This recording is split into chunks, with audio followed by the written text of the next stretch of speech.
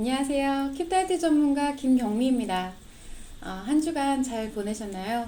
저는 굉장히 정신없는 일주일을 보내고 있었는데, 그래서 어느덧 이렇게 정신없이 지나다 보니까 라이브 방송도 11회 차를 벌써 하고 있어요.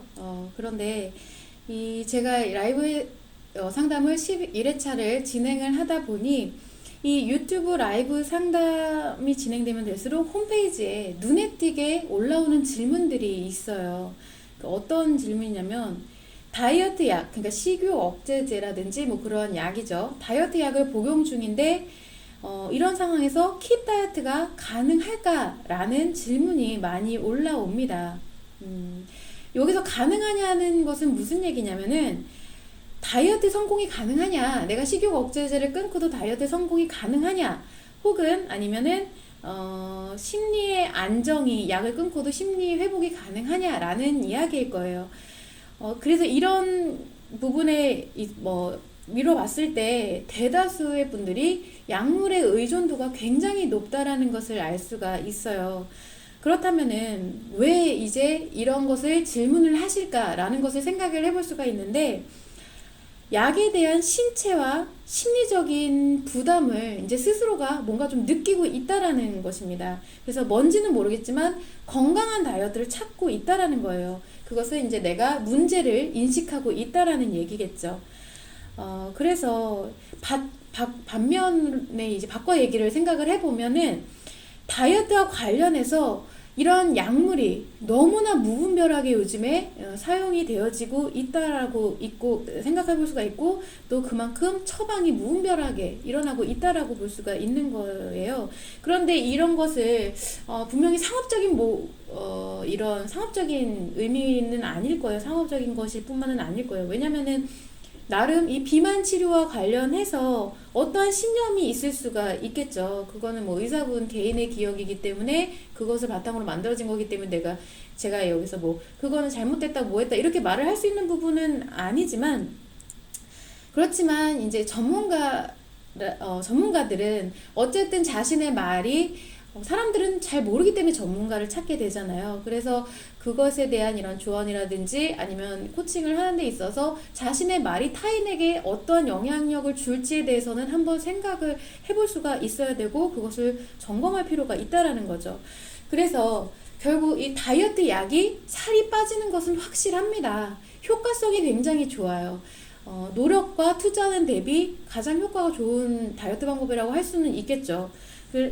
그렇지만 이 약의 효능만큼 그 효능 자체가 부작용이라고 보실 수도 있어요. 왜냐면 저번에도 말씀드렸지만 인체에 인위적으로 작용하는 것은 그 자체가 독일 수가 있거든요. 독과 같은 거예요. 근데 좋게 쓰이면 약이지만 그것이 이제 뭔가 부작용을 일으키기 시작하면 독인데, 어쨌든 약이 효능이 좋으면 좋다고 생각할수록 그 자체가 부작용이라고 볼 수가 있는 것이고요. 그리고 또 한 가지는 이제 의사분들도 약물에 대해서 보통 이제 식욕억제제는 항정신성 약물이 많기 때문에 장기적 복용이 안 된다라고 말씀은 합니다.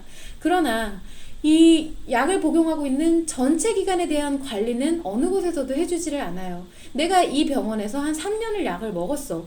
그런데 옮겨서 다른 병원에서 또 약을 먹겠다고 하면은 그 전에 먹었던 기간까지 전부 합쳐서 그 기간 관리를 해주지 않는다라는 거예요. 약 처방이 또 나갑니다.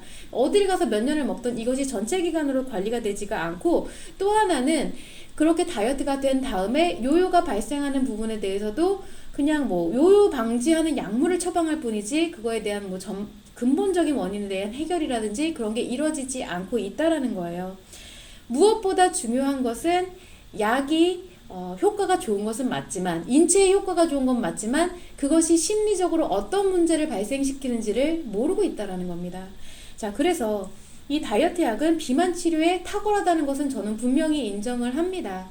그래서 이 비만이라는 것이 몸의 질병으로 분류되었을 때, 그리고 고도 이상의 고도 비만, 초고도 비만 이럴 때는 이 다이어트 약이 굉장히 큰 도움이 되고 비만 치료에 탁월하다라는 것은 말씀을 드릴 수가 있어요.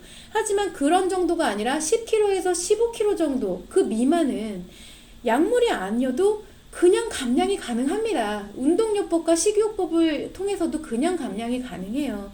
그렇지만 결국 반드시 심리적인 부분의 케어도 같이 가야 되는 것은 마찬가지고요. 자, 그러면 사람들이 이 다이어트 약을 먹어야 되는, 찾는 이유를 한번 생각해 볼 필요가 있어요. 왜냐면 그냥 감량도 가능한데 왜 다이어트 약을 먹어야 하는가? 단기 다이어트의 목적이 있을 수가 있어요. 왜냐면은 이 외형이 주는 그러한 부정 감정에 대한 것을 견딜 수가 없기 때문이에요. 사실 외형이 주는 부정 감정이 아니에요. 부정 감정은 내 안에서 작용하고 있고 그것이 외형에 집중이 되는 것이기 때문에 이 어찌됐든 부정 감정에 따른 이 외모를 견딜 수가 없어서, 그래서 빨리 이것을 해결하고 싶고 타개하고 싶기 때문에 단기 다이어트의 목표를 갖고서 약을 찾게 되는 경우가 많고요. 또 한 가지는 의존성의 문제라고 볼 수가 있습니다. 자신 스스로의 변화를 하는 데 있어서 내가 부정 감정에 의해서 부정 심리로 변화를 하게 되면, 어떤 모든 심리작용이 약간 부정적인 쪽으로, 부정적인 방향으로 가게 되면요, 건설적으로 내가 건강하게 다이어트 하는 것에 대한 목표를 잘 세울 수가 없어요. 그러니까 한마디로 얘기해서 다이어트를 원하긴 해요. 내가 지금 다이어트가 필요하고 원하는데 그것에 대한 노력을 하기가 싫은 것은 사실은 다이어트 자체를 하고 싶지가 않은 거예요. 그 근본적인 원인이 살이 아니라 부정 감정에 있기 때문입니다. 그런데 보통은 이게 살의 문제라고 생각하기 때문에 어떻게든 살은 빼야겠고, 하지만 다이어트는 하기 싫고, 그러니까 약물의 도움을 받아서 나는 편하게 살을 빼고 싶어 라는 결과가 나타나게 되는 겁니다. 그리고 특히 이 약물을 먹어가면서 진행 중이라고 하면 의존도는 더 기하급수적으로 이제 커지게 되죠. 그래서 식욕 억제가 되지 않는 것에 대한 이런 강박, 약을 끊게 되었을 때, 그리고 다이어트의 유지가 되지 않는 것에 대한 강박 등이 이렇게 생겨나게 되면서 의존성이 한도 끝도 없이 높아지게 돼요. 자, 그런데 한 번쯤 생각을 해보시면, 심리가 안정된 상태에서 다이어트를 봤을 때는 다이어트는 결코 단기간에 할 필요가 없어요. 그 목표치가 크면 클수록 단기간에 할 필요는 더더욱 없습니다. 생각을 해보시면 여러분들이 요만한 막 그냥 간단한 자격증 하나 따려고 하시면 금방 따도 되지만, 내가 진짜 어떠한 대학원을 목표로 한다든가 어떤 성취가 큰 그런 것을 목표로 한다고 했을 때는 그만큼 시간과 노력과 투자를 하는 이런 기간에 대해서 크게 넓게 잡거든요. 단기간으로 잡지 않아요. 근데 왜 유독 다이어트는 목표치가 큰데 오히려 클수록이죠. 더 단기로 가려고 하는 것이냐. 이것을 견딜 수가 없는 부정감정이 계속 작용을 하고 있기 때문이라는 거예요. 그래서 이제 심리가 회복이 돼서 안정감을 이루게 되면은 자신의 변화에 대한 심리 자체가 약간 긍정적인 방향으로 변하게 되고요. 그리고 자가 통제력이 충분히 생기게 되게 되면서 약이 없이도 충분히 다이어트가 가능해집니다. 결국 식욕 억제제를 복용하면서 다이어트를 할 필요가 없어지게 돼요. 자, 그럼 본론으로 돌아와서 다이어트 약을 복용하는 중에 킵 다이어트가 가능하냐라고 물어보시게 되면 가능합니다. 당연히 가능하죠. 그런데 주의사항이 반드시 있고, 이것은 여러분들이 항상 명심을 하셔야 되는 부분이세요. 첫 번째가 무엇이냐면은, 이건 비단 약을 중단하신 분뿐만 아니라 그 전에 섭식장애가 있으셨다든가 감량폭이 아주 크셔서 이것을 유지하는데 강박이 크신 분들도 명심을 하시면 좋을 것 같아요. 첫 번째로는 약 복용을 하시고 계시다면 약 복용을 무조건 중단하셔야 됩니다.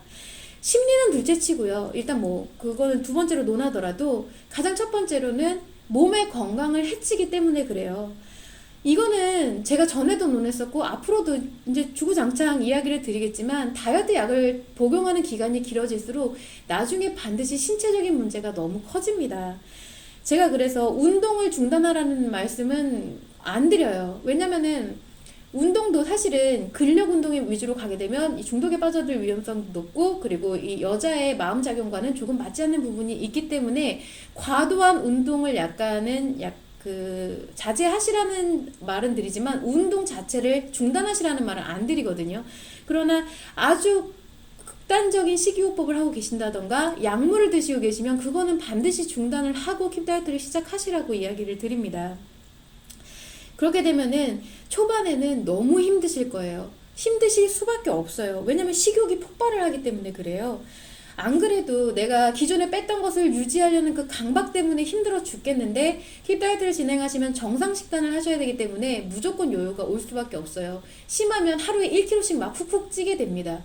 그렇기 때문에 초반에는 이런 강박과 불안 때문에 너무너무 힘이 드실 거예요. 특히나 약물을 중단하게 되면요. 이건 단순히 그냥 보상심리 차원에서 내가 참았다가 터트리는 정도가 아니라 신체적으로도 호르몬이 많이 교란이 된 상태고요.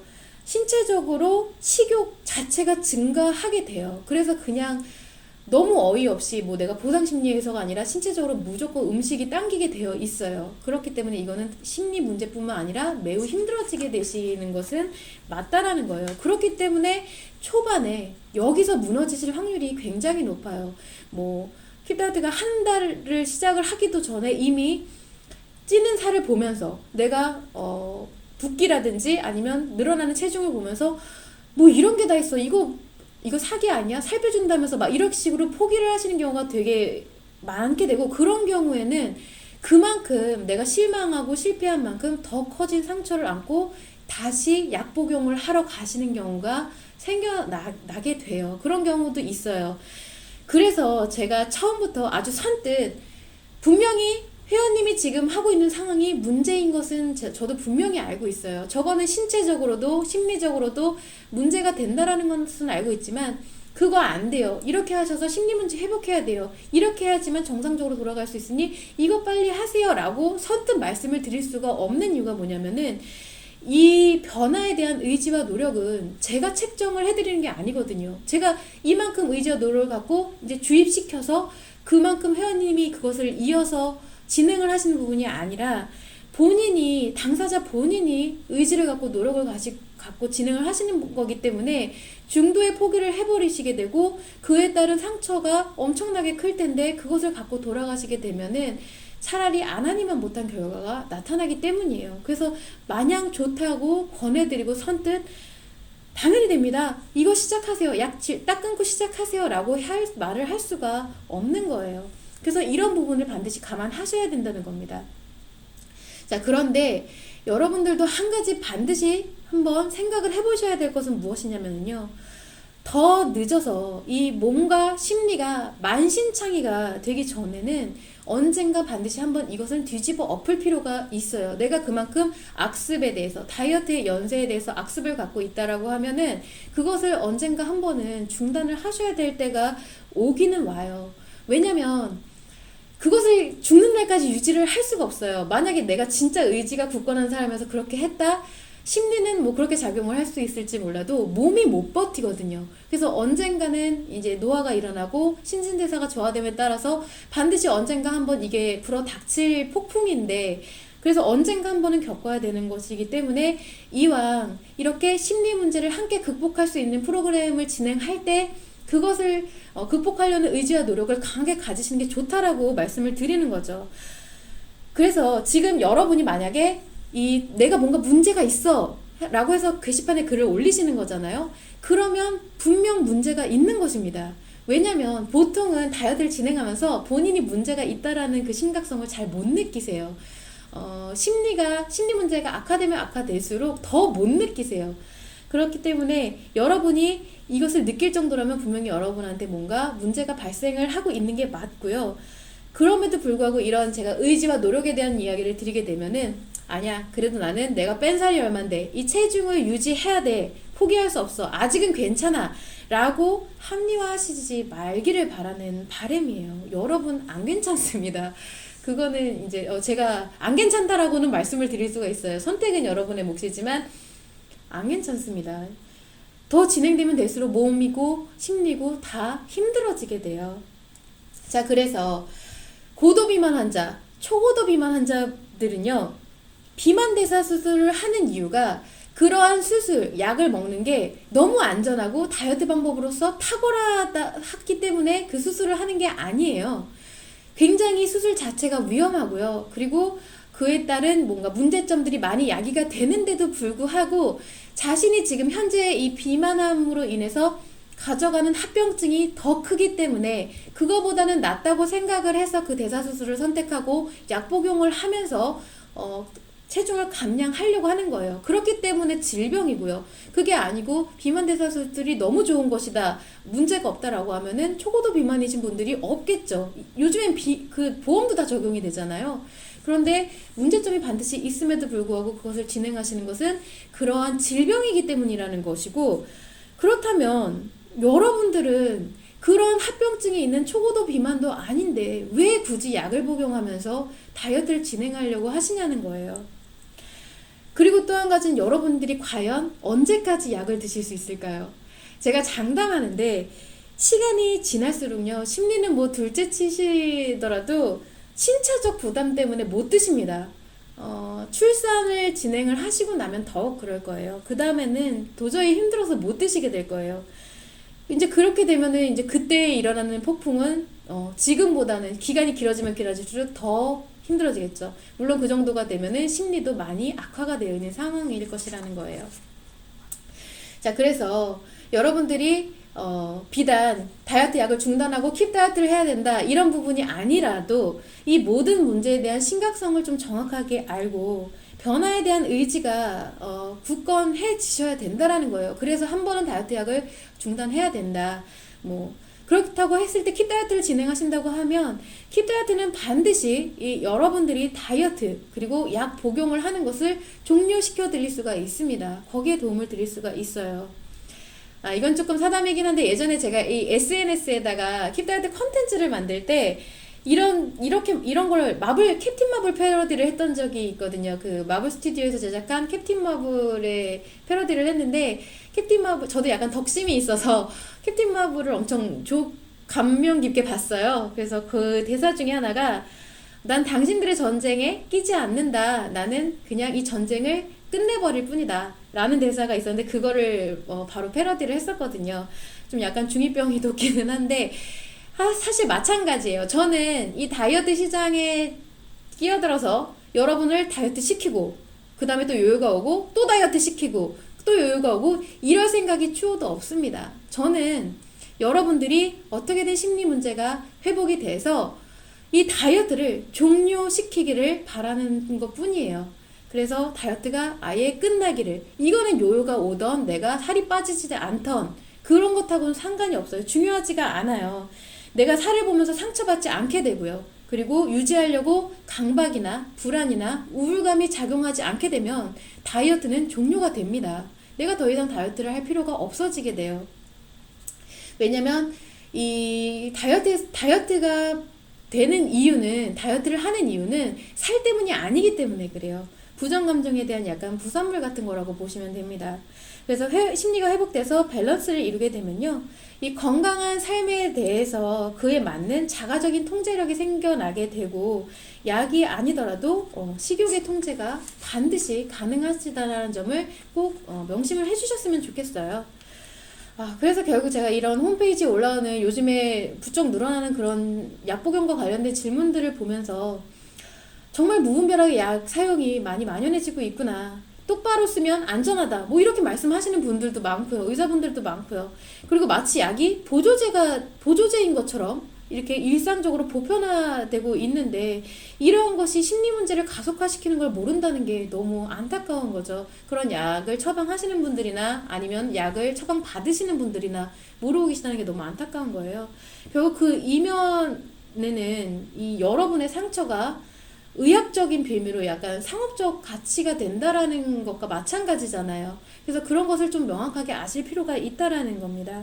그래서 심리 회복이 왜 필요한지, 그리고 약을 중단하고 변화하려면 어느 정도의 의지와 변화에 대한 노력이 필요한지를 조금 아실 수 있는, 생각해 보실 수 있는 시간이 되시라고 제가 이렇게 설명을 길게 좀 드려봤습니다. 자, 그리고 제가 포럼에서 오프라인으로 포럼에 오시면 저를 볼 수 있습니다. 그래서 포럼에서 저를 보고서 질문을 주신 분이 계세요. 한번 내용을 상담을 위해서 한번 설명을 드려볼게요. 중2 따님에 대한 내용이에요. 그래서 15세인데 체조를 하고 계시대요. 자, 체중 감량을 해야 하는 운동 종목인데 먹는 걸 너무 좋아해서 항상 코치님께 체중 문제로 야단을 맞습니다. 기숙사 생활을 하다 보니 평일에는 학교에서 관리를 해서 어느 정도 되지만 주말에 집에 오면 먹고 싶은 대로 먹고 체중이 늘어서 월요일부터 혼나는 일이 계속 반복적으로 일어나고 있어요. 평소에 먹지 못하고 집에 오면 보상심리로 더 많이 먹는 듯한데 이로 인해서 저는 아이를 나무라고 잔소리를 하게 됩니다. 심리적으로 아이에게 상처를 많이 주고 있는 것 같아서 걱정이 되어 상담을 합니다. 라는 질문입니다. 자, 따님이 체조를 하시는 상황이에요. 그래서 일단 너무 예쁘고 뿌듯할 것 같아요. 제가 만약에 엄마 입장이라면은 저는 딸이 없지만 딸이 만약에 체조를 하면 너무 좋을 것 같아요. 우리가 보통 이 체조를 떠올려 보면은 가장 대표적으로 손현재 선수라든가 아니면 조금 멀리 가서 약간 김연아 선수 같은 이미지를 많이 떠올려 볼 수가 있죠. 그리고 이런 두 선수뿐만 아니라 체중 조절을 해야 하는 모든 여성 선수들이 이러한 체중 관리로 인해서 은퇴하기까지 약간 많은 어려움을 겪는다는 것을 알 수가 있습니다. 요즘에는 이런 운동선수들이 예능에 출연하는 경우가 많기 때문에 흔하게 인터뷰를 많이 하게 되죠. 그래서 이 질문자님 같은 경우에는 제 포럼에서 뵌 분이고 팁 다이어트에 대해서도 아시고 제가 누군지도 알고 계신 걸로 봐서는 아마 마음교육을 받으신 회원이신 것 같아서 그것과 좀 연관해서 이게 설명을 드려보도록 할 거예요. 먼저 따님은 기숙생활을 하는 동안 이 의식적으로 그 관리를 하고 계시죠. 그런데 집은 이런 의식적인 것이 작용하는 게 아니라 무의식의 공간이잖아요. 엄마도 무의식의 관계이고 집 자체가 무의식의 공간입니다. 그래서 보상 심리로 집에서 뭔가를 더 많이 먹는 것은 맞아요. 그런데 그것을 포함해서 의식에서 발생하는 스트레스를 무의식에서 힐링하려고 하는 것이 가장 클 거예요. 우리는 누구나 마찬가지죠. 외부적으로 내가 의식의 작용을 갖고 있다가 거기서 받는 스트레스를 무의식의 공간인 집에서 많이 힐링을 하려고 합니다. 그리고 그런데 그런 상황에서 무의식 관계인 엄마한테 내가 스트레스 힐링을 하고 있는 상황에 대해서 꾸중을 듣는다. 이 부분을 봤을 때는 이 따님의 마음이 조금이 아니죠. 사실 좀 많이 안타깝다라는 생각이 좀 들어요. 왜냐하면 따님의 경우는 단순히 이렇게 음식 섭취에 대한 부분만 그 자체만이 아니라 외부에서 받는 모든 스트레스가 음식을 섭취하는 것으로 귀결이 될 수가 있거든요. 왜냐면 그것에 대해서 집중적으로 관리를 받고 있고 집중적으로 항상 혼인하고 있다 보니까 여자들은 이렇게 감정작용이 하나로 집중이 되잖아요. 그래서 내가 뭐 친구 간의 문제이든 아니면 운동을 하면서 잘 안 풀리는 문제이든 모든 것이 다 음식 섭취에 대한 스트레스로 다 하나로 귀결이 될 수가 있다라는 거예요. 그럼 모든 것이 이제 집에 와서 음식을 섭취하면서 스트레스를 힐링하려고 하는 그런 가능성이 높다라는 거죠. 그래서 사실 이것을 나무라는 회원님에 대해서 질문자님에 대해서 제가 막 이렇게 뭔가 그러시면 안 돼요 이렇게 말씀을 드리는 부분은 사실 아니에요. 저도 엄마 입장이지만 엄마 입장에서는 아이를 이렇게 체조에 약간 적합하게 이끌고 싶어하는 마음이 있을 거라는 것도 제가 알고 있고요. 그리고 참 엄마들은 내 아이가 밖에 나가서 쓴소리 듣는 거 그거 조금 원하지 않죠. 차라리 내가 혼내고 말지. 차라리 내가 좀 바로 잡아서 쓴소리해서 바깥에서는 좀 예쁨 받길 원하고 이런 마음이 좀 많이 큽니다. 근데 사실 엄밀히는 그렇게는 해서는 그렇지가 않아요. 왜냐면은 엄마는 유일하게 조건 없이 이 아이를 힐링시켜 줄 수 있는 아주 유일한 존재이기 때문에 그렇습니다. 그래서 밖에서 야단을 맞는다 그런 걸로 관리를 받는다 했을 때는 제2우선적으로는 아이를 엄마가 힐링시켜줘야 되는 것이 우선인 게 맞아요. 그런데 이런 부분은 사실 이 마더 테라피와 관련된 부분이기 때문에 제가 이 마더 테라피 전문가분들께 또 이러한 내용을 요약을 해서 전달을 해서 추가적인 상담이 있을 수 있도록 조치를 해드리도록 할 거예요. 그래서 저는 이 부분에 있어서 다이어트에 입각해서 한번 설명을 드려볼게요. 그게 이제 제 채널에 맞는 내용이다 보니까 자, 이 운동선수는 아니더라도 체조를 하시는 아이의 어머니시다 보니까 이런 얘기를 간혹 들어보셨을 수 있을 거예요. 그 여성 운동선수의 세 가지 징후라는 것이 있는데 무엇이냐면 체조 혹은 발레 아니면 뭐 다이빙이라든지 아까 말씀드린 약간 피겨스케이팅 이런 것처럼 이 체형이 중요한 운동 혹은 약간 체급이 중요한 운동 같은 경우에는요 거기에 참여하는 여성 선수들이 흔하게 겪는 세 가지 문제점입니다. 첫 번째로는 이 아노렉시아 그리고 불리미아라고 하는 거식증과 폭식증 즉 섭식장애가 발생을 해요. 그리고 두 번째로는 체지방 감소가 급격히 일어나다 보니 그에 따른 무월경증이 일어나게 됩니다. 전에도 한번 말씀드렸는데 지방이 여성 호르몬 생성에 큰 이 요인이 됩니다. 그래서 체지방을 확연하게 줄여버리면 여성 호르몬이 급격하게 저하가 돼요. 그러다 보니까 무월경증이 발생을 하게 되는 것이고요. 또 한 가지는 영양 섭취가 현저하게 떨어지다 보니 골밀도가 낮아지게 됩니다. 그래서 골절이 쉽게 일어나고 나중에는 이제 기타 척추질환 이런 것에 굉장히 취약해지게 되고요.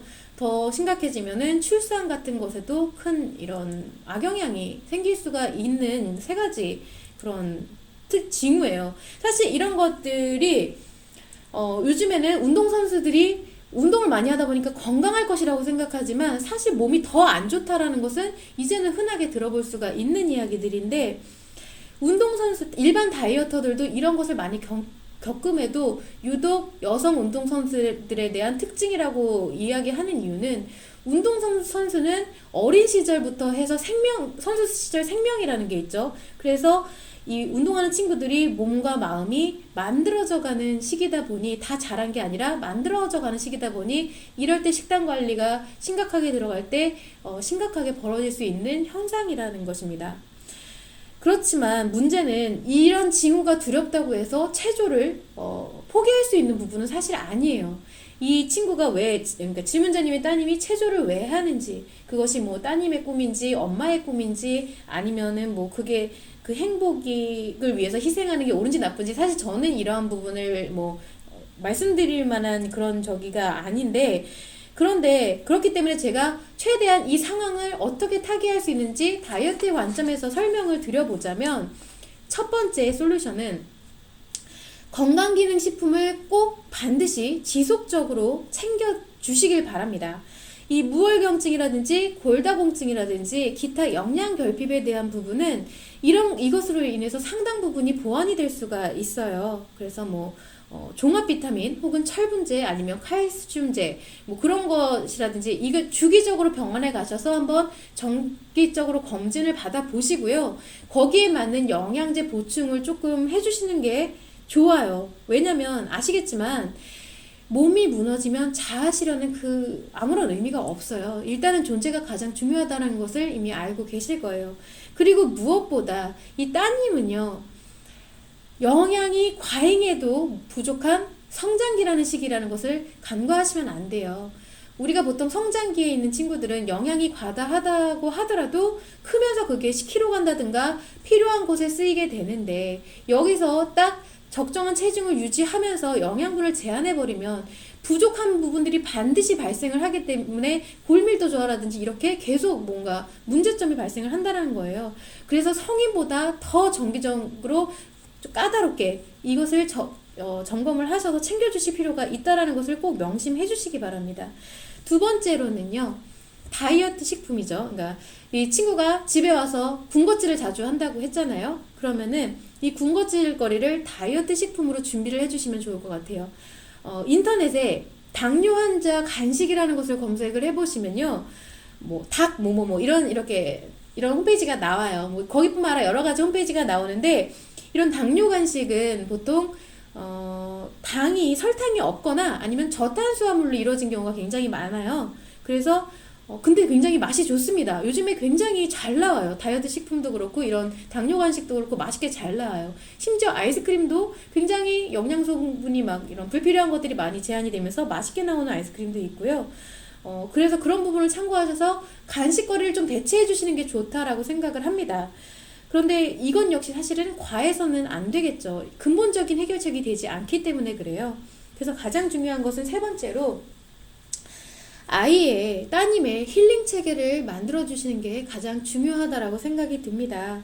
그래서 필요하시면 마더 테라피를 학습하셔도 좋지만, 이 마음교육을 하신 회원이시라면은 심리치료센터에 가보시면은 우리가 이 아들과 딸을 치료하는 방법이라는 영상이 있어요.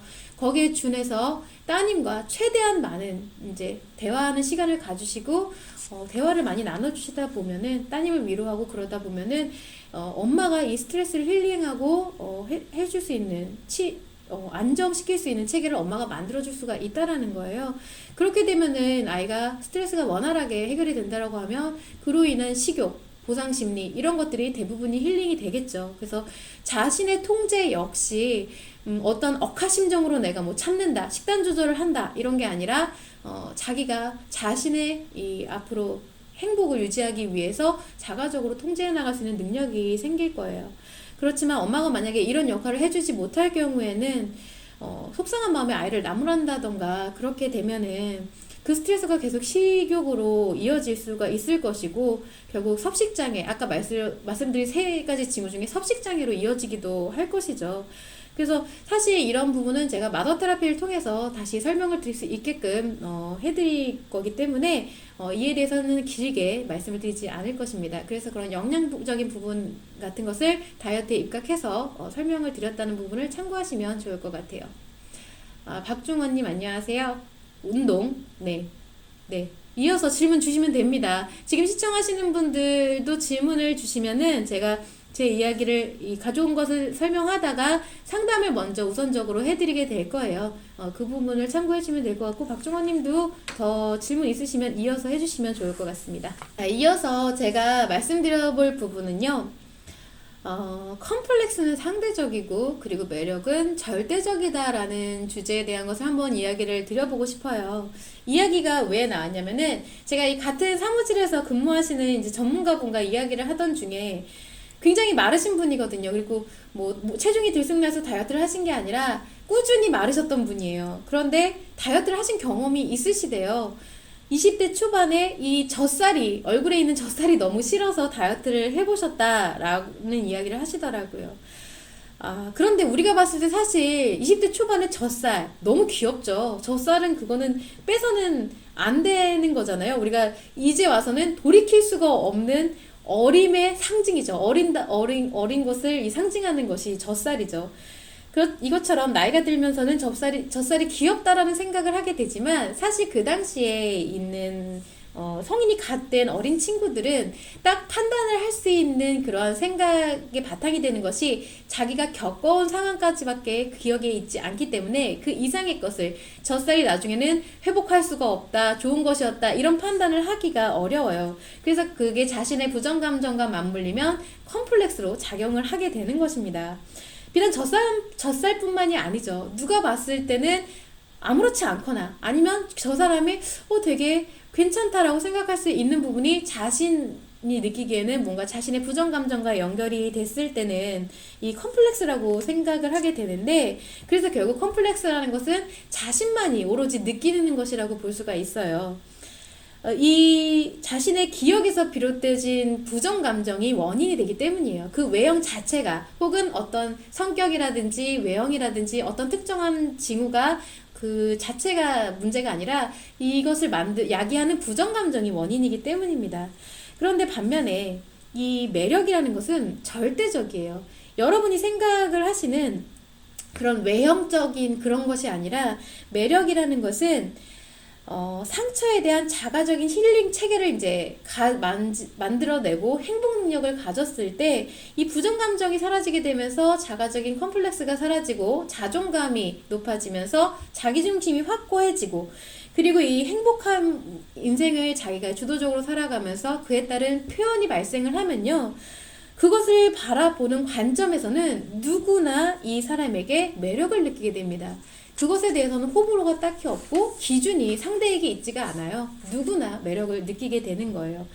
그런데 참 한 가지 안타까운 점은 무엇이냐면 이 현대사회를 살아가는 데 있어서 요즘에는 외형이 예쁜 사람, 특정하게 몸매가 좋은 사람, 뭐 어떤 특정한 성격이 막 화끈하거나 여자인데 약간 걸크러쉬 이런 것이 매력적이다라고 생각되어지는 게 너무 안타깝다라는 점이죠. 제가 좀 좋아하는 말 중에 화무시비롱이라는 말이 있어요. 뭐 권세가 오랫동안 지속이 되지 않는다 뭐 이런 뜻인데 외모도 결국 마찬가지죠. 열을 붉은 곳이 없습니다. 그리고 또한 이런 외형은 눈에 보여지는 것이기 때문에 그 기준 자체가 절대적일 수가 없고 보는 이들에 따라서 기준이 전부 다 달라지게 돼요. 그렇기 때문에 상대적인 기준은요 절대 매력이 될 수가 없다라는 점을 꼭 아셔야 돼요. 그래서 외형이 예쁜 사람이 매력적인 사람이다라는 것이 결코 아니라는 점을 좀 유념을 해주셨으면 좋을 것 같아요. 그래서 이 킵 다이어트의 목표는 다이어트를 통해서 외형이 예쁜 사람을 만들어내는 것이 아니에요. 그 매력 있는 사람으로 변화를 시키는 것이 킵 다이어트의 목표입니다. 그래서 심리 문제를 회복해서 심신의 밸런스를 모두 이뤄지게 되면은 그때 보여지는 매력은 호불호가 없어지게 된다. 진정한 이너 뷰티가 일어나게 된다라는 것이죠. 그래서 이것을 시청하시는 분들 모두가 이런 부분에 대해서 이제 보편화되게 알려졌으면 좋겠지만, 사실 엄밀히는 저희 킵다이어트를 진행하시는 회원님들만이라도 좀 이거를 알았으면 좋겠어요. 너무 그 부분에 대해서 아직까지도 잘 인지를 못하시고 다이어트 그것에 대해서 초점을 맞추시는 분들이 많아서 그런 부분을 조금 개선을 시켰으면 좋겠다는 생각에서 한번 가져와 봤습니다. 자, 그러면은 이어서 제가 질문을 또 한번 주제를 한번 이야기해 보도록 할게요. 채팅창에 질문이 올라오지 않으면 오늘도 가져온 것만 신속하게 마무리하고 신속하게 정리를 하도록 하겠습니다. 참고하시면 좋을 것 같고요. 지난 여름에 한 8월쯤에요. 재밌는 기사가 났어요. 허위 광고 사이트가 대거 적발이 됐다라고 해서 그 업체 리스트가 쫙 나오고 그게 왜 허위 광고인지에 대한 사유가 쭉 나온 기사가 있어요. 한번 검색을 해보시면 재밌게 보실 수가 있을 것 같아요. 그래서 거기 나온 업체들을 보면은 대체로 요즘에 SNS에 많이 광고했던 부분들이 있죠. 그래서 사람들이 어떤 댓글을 달면 우스갯소리로 믿고 거르는 SNS 무슨 제품 뭐 이렇게 얘기를 하기도 하는데, 대체로 SNS의 동영상으로 이 체험 후기를 많이 보여주는 것을 많이 보셨을 거예요. 그 체험 후기 보면 엄청 놀라워요.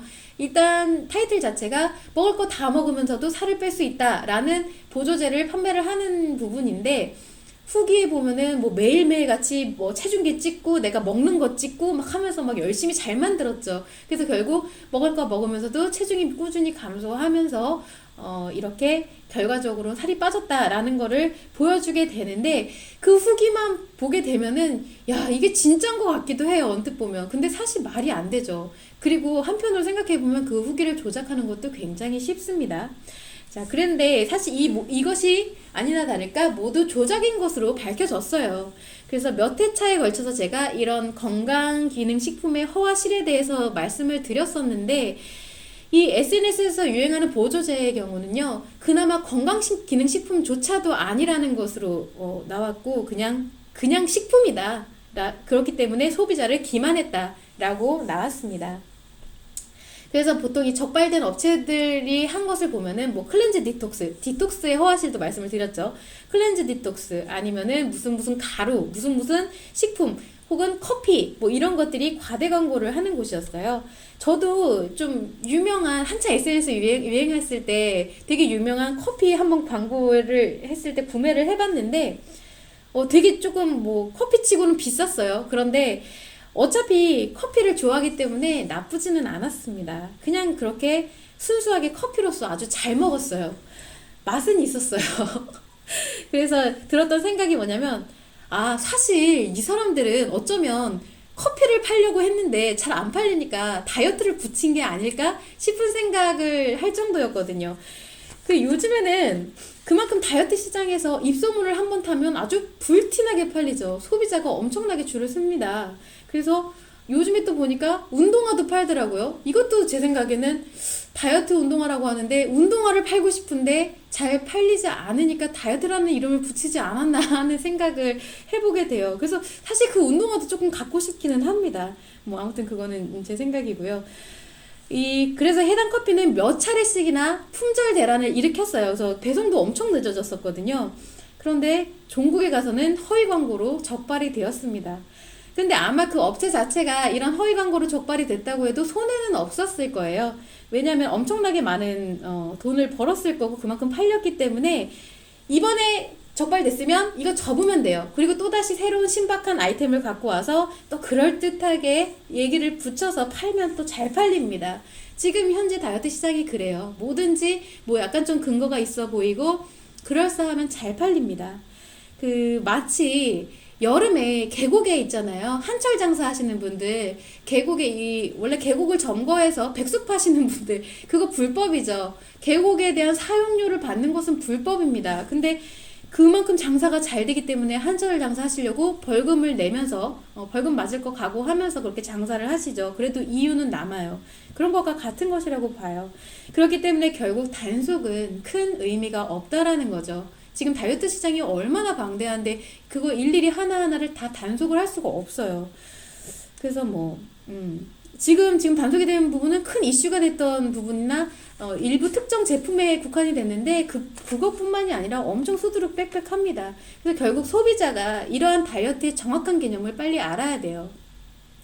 그래서 이러한 불필요한 소비가 사라지려고 하면 결국 왜 우리가 그러한 소비를 해야 되는지, 일단 다이어트가 되는지 안 되는지조차도 잘 모르고 있죠. 그래서 그런 정확한 개념을 먼저 알아야 되고요. 그리고 그 이면에 사실 내가 다이어트가 안 될 것 같은데도 저걸 계속 사는 이유는 무엇인가? 내가 부정감정이 작용을 할 때 어떤 회피용도 혹은 기분전환용도 아니면 의존성에 의해서 저 제품을 계속 구매하고 있다라는 사실도 빨리 알아야 됩니다. 그래서 소비가 끊겨야지만 그런 시장 자체가 아예 사라질 수가 있는 거예요. 그래서 혹시나 했는데 역시나 하고 말면은 사실 그만이에요. 그럼 괜찮아요. 저도 마찬가지고 사실 실험 삼아 사보기도 해요. 아, 이거 진짜 빠지나? 저렇게 광고를 해야 되는데 설마 저게 전부 다 거짓말은 아니겠지 하고서 사보기도 합니다. 그런데 혹시나 했는데 역시나 아니에요. 그걸로 끝나면 되는데 내가 부정감정이 막 작용할 때 지푸라기라도 잡는 심정으로 그거를 구매를 하면요, 그만큼 되돌아오는 데미지가 큽니다. 그런 것이 심리 문제를 악화시킨다라는 거예요. 그래서 이런 부분을 모두 참고를 하셔서 다이어트 제품에 대해서는 정확한 이해가 이루어져야지만 시장 자체가 없어질 수 있다라는 점을 명심하시기 바라겠어요. 안녕하세요, 김경은님. 제가 이쪽에 들어와서 질문 주시라고 설명을 들었는데 오셨어요. 저희가 킵다이어트는 전화로 상담을 하지를 않아요.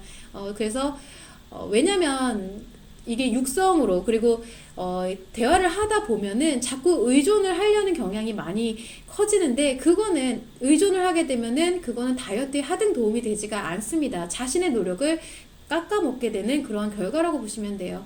그래서 제가 홈페이지 글이나 이런 라이브 상담 때 오시면 그렇게 여과 없이 아주 열심히 상담을 해드리겠다라고 말씀을 드렸어요. 그래서 상담 내용을 한번 보면은 눈 뜨면 마음의 허함을 자꾸 음식으로 채우게 되는데 고치기가 쉽지 않네요. 이걸 진행하면서 흡입이나 이런 걸 해도 상관이 없나요? 흡입 얘기를 하셨어요. 자, 일단 지금 김영은 회원님 같은 경우는 그냥 회원님이라고 말씀을 드릴게요. 회원님 같은 경우는 킵다이어트 시작하신 지 아직 일주일밖에 경과를 안 하셨어요. 지금 치료 과제에 집중을 하시라고 제가 말씀을 드렸습니다. 사실 킵다이어트의 프로그램은 소모성 에너지를 발생시킬 수 있는 학습 과제가 있고, 그리고 치료 과제가 있고, 운동 과제가 있는데, 그런데 다른 거는 차치하고 일단 치료 과제를 집중하시라고 하는 이유가, 지금 회원님의 같은 경우는 지금 킵다이어트 그리고 다이어트, 흡입, 식단 조절 모든 게 다 의미가 없어요. 부정감정에 대한 이런 심리 회복이 일어나지 않으면 뭘 해도 허하고요. 뭘 해도 어떠한 특정 대상에 집착을 해서 그것을 반복하려고 하는 마음작용이 계속 일어나게 돼요. 제가 항상 홈페이지에 이런 답변을 달아드리는 것도 마찬가지예요. 그래서 지금 마음이 굉장히 불안하신 거죠. 계속 다이어트를 많이 하셨던 분이신데 이 정상식 일반식으로 돌아가면서 체중이 다시 회복이 되는 게 요요가 온다라고 할 수가 있는 거죠. 그것이 눈에 보이고 하시면서 많이 어려움을 겪으시고 있으시라는 것을 굉장히 충분히 이해를 하고 있어요. 저도 그 강박을 겪어봤고, 아까 회원님께서 저도 그런 걸 겪어봤느냐, 어디까지 해봤느냐, 얼만큼 뺐는데 그 다음에 킵다이어트를 진행할 때 얼마나 힘들었느냐, 이런 걸 물어보셨는데, 사실 그런 부분은 제가 전회차에서 영상으로 남겨놓은 부분도 있고 홈페이지에 후기로 남겨놓은 부분도 있어요.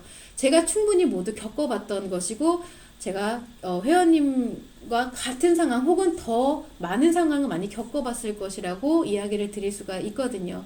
그래서 얼마나 힘드실지는 충분히 공감을 하는데, 항상 명심하셔야 될 게, 지금 이런 부정감정 자체의 심리 회복을 먼저 하지 않으시면요. 지금은 섭식장애가 있으시잖아요. 그런데 더 나아가서 지금 흡입을 생각을 하시게 돼요. 시술과 흡입, 수술 이런 것을 생각을 하시게 되는데 이 근본적인 문제가 해결되지 않으면 더 점점 다른 것을 찾게 됩니다.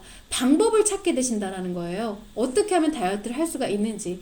그런데 심리 문제가 회복이 되고 안정이 되시게 되면은 더 이상 어떤 방법을 찾게 되시지 않아요. 어떤 방법도 상관없어요. 진짜 완전히 회복이 되시게 되면은 다이어트 자체를 안 해도 상관이 없고요. 요요가 오셔도 상관이 없어요. 그래서 다이어트를 하지 마시라는 게 아니라 식단 조절과 운동요법을 하지 마시라는 게 아니라 살을 빼지 말고 살이 찌시라는 것도 아니에요. 저는 그렇게 말씀을 드리는 게 아니라 일단 심리 회복 먼저 초점을 맞춰서 하시고 그 와중에 이 살이 좀 다시 증량이 되고 하시는 부분은 좀 내려놓으시라는 거예요. 쉽지가 않아요. 제가 지금 서두에도 말씀을 드렸죠. 그 상황을 견디기가 초기에는 너무 힘드실 거예요. 근데 점차 심리 회복이 진행됨에 따라서 그것을 받아들이는 이런 심리 자체가 많이 달라지게 됩니다. 지금 초기 일주일이시면 많이 힘드실 거예요. 한 달이 지나게 되고 한 달 이상이 지나게 되면 점차 안정됨에 따라서 내가 조금 객관적으로 다이어트를 바라보는 시선이 좀 달라지실 거고 그리고 어떻게 하면은 이것을 운용할 수 있겠구나라는 것도 조금 달라지시게 될 거예요. 그래서 끝내 가서는 내가 완전히 회복이 돼서는 식이요법 해도 되고요. 그리고 정말 필요하다면 약을 드셔도 됩니다. 다이어트 약 드셔도 심리 문제가 많이 크게 작용하지 않기 때문에 병행하셔도 돼요. 그런데 흡입은 제가 추천을 드리지가 않아요. 이것을 진행하시면서든 아니시든 흡입은 추천하지 않습니다. 왜냐면은 흡입은요. 사실 흡입은 지방세포 자체를 없애는 거예요. 그런데 지방세포는요. 우리가 살이 찌면은 지방세포의 개수가 늘어나는 게 아니고요. 지방세포의 크기가 부피가 늘어나는 겁니다. 근데 내가 만약에 지방 흡입을 해버렸어요. 그러면 나중에 감량을 원래대로 돌아왔을 때 이 지방세포 개수가 없어요. 내가 빼버린 만큼 없는데 부피는 줄어들었죠. 그러면은 지방세포가 원래 그만큼 개수가 늘어난 것은 각 그만큼의 역할을 하고 있기 때문인데 정상적으로 지방세포가 해야 되는 역할을 못하게 된다는 거예요. 노화가 그만큼 빨리 오게 되고요. 특히 뭐 그런 걸 떠나서 그래 뭐 나는 노화 감당할 수 있어 라고 해도요. 지방흡입 수술 잘하는 곳이 없습니다. 요즘에 비만 클리닉, 지방흡입 전문 병원 이런 병원 되게 많거든요. 그거 절대 믿지 마세요. 우리나라는 지방흡입 수술의 역사가 그렇게 긴 나라가 아니에요. 굉장히 정말 빨리 발달했어요. 왜냐? 다이어트 때문에 빨리 발달을 했습니다. 다 수준이 높지를 못해요. 분명히 흡입 나중에 가시면요. 안 예뻐요. 울퉁불퉁하고 외관상 100%, 1000% 후회하게 되십니다. 절대 흡입하시려고 하지 마세요. 차라리 다이어트 약 나중에 심리 회복되면은 안정되시면 약 복용하시면서 다이어트 하시면 돼요. 제가 약속 드렸죠. 나중에 심리 안정되시면 단기간에 살 뺄 수 있는 방법 알려드리겠다라고 말씀을 드렸어요. 제가 다이어트를 안 하는 거지 못하는 것이 아닙니다. 할 필요성을 못 느끼는 거예요. 그렇다고 제가 날씬하냐? 아니에요. 저는 지금 바디 프로필도 비만이에요. 지금 어떻게 보일지는 모르겠지만 그렇지만 전혀 신경 쓰지 않고 건강하게 잘 살아갑니다. 제가 다이어트 강박이 있고 중독이었던 사람이라고는 생각지도 못할 정도로 아주 편안하게 잘 살아가고 있어요. 그래서 지금 회원님 같은 경우는 거두절미하고 아무것도 생각하지 마시고 일단 심리 회복이 안정되는 것에 초점을 맞추세요. 그래서 다이어트를 객관적으로 판단할 수 있을 때 내가 살아가는 데 있어서 그래 나 이만큼 다이어트가 필요할 것 같아. 거기에 내 부정감정이 휩쓸리지 않을 것 같아 라고 판단이 드실 때는 제가 쉽게 다이어트 할 수 있는 방법을 알려드립니다. 그거는 이제 그때 가서 생각을 하시면 좋을 것 같고요. 지금은 이런 질문 주시는 것도 나쁘지 않아요. 매일같이 홈페이지 글 올리시는 것도 괜찮습니다. 하나의 의지라고 보시면 돼요. 지금 제가 회원님 같은 경우는 매일같이 일지를 쓰신다는 점도 알고 있어요. 그 내용은 아직 확인을 하지는 않았는데 정말 나중에 이제 일지가 한순간에 중단이 된다 했을 땐 제가 그거를 한번 보기도 합니다. 왜냐면 진행 상황을 알고 피드백을 해드려야 되기 때문에 온라인의 특성상 그렇게 할 수밖에 없어요. 그런데 그전에는 이 올라오는 것만 잘 진행이 되고 있구나 이것만 확인을 하게 돼요. 그래서 지금 열심히 해주시고 계신데 지금처럼 앞으로도 계속 질문 많이 올리시는 것도 의지 중에 하나라고 포함을 생각을 하시면 되니까 꾸준히 열심히 진행을 해주시면 됩니다. 치료과제 꼭 명심해서 열심히 해주시고요. 소모성 에너지를 높이고 그리고 그것을 습관으로 가져가고 싶다고 하시면 학습과제도 열심히 진행하시면 좋습니다. 그 부분 꼭 명심을 해서 진행해 주시면 좋을 것 같아요. 그러니까 꼭 흡입 안 됩니다. 후회하십니다. 100% 후회해요.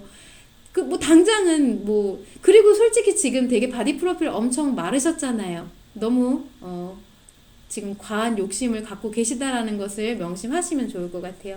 참고로 해주시면 좋을 것 같고요. 제가 마지막으로 하나만 더 말씀드리고 더 이상 질문이 없으면 마무리를 하도록 하겠습니다. 이 부분은 제가 설명을 드리고 싶은 게 무엇이냐면 요요 중독은 없다라는 점이에요. 요요 중독. 되게 웃기죠? 이게 왜 제가 이 질문을 가져왔냐면 요즘에 이 요요 중독이라는 말을 쓰는 업체가 있어요. 되게 이거를 하나의 뭐라고 해야 되지? 약간 홍보 수단으로서 밀고 나가는 것 같은데 요요 중독은 결코 없습니다. 이게 왜 문제가 되냐면 특정한 정서를 조장을 할 수가 있어요. 그래서 쉽게 어떠한 이런 부정적인 것을 쉽게 만들어서 보편화시키면 안 된다라고 생각을 하기 때문에 제가 이 부분에 대해서 말씀을 드리는 겁니다. 특히나 상업적인 이유로 개념에 맞지 않는 것을 진행한다는 것은 제 생각에는 엄청나게 큰 문제라고 생각을 하거든요. 왜냐면 그 결과에 대한 책임을 자신들이 지지 않겠다라는 거예요. 개념이 맞는지 안 맞는지 확인도 하지 않고 무분별하게 이렇게 막 홍보수단을 쓴다는 것은 그 결과를 책임지지 않겠다는 것과 마찬가지라고 봅니다. 자, 중독의 개념을 아셔야 돼요. 중독이라는 것은 두 가지가 있어요. 생체적으로 어떤 독성 물질에 의해서 기능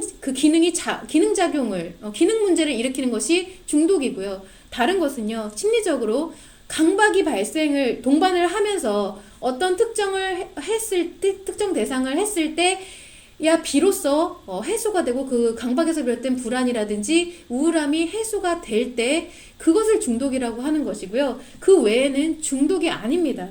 특히나 이 요요 현상이라는 것 자체는요, 그냥 항상성의 작용일 뿐이에요. 이것이 어떤 뭔가 중독과 연관되는 나쁜 작용이고, 우리가 결코 들어가서 안 되는 상처가 발생을 시킬 만한 그런 악의 그런 축이 아니라는 거예요.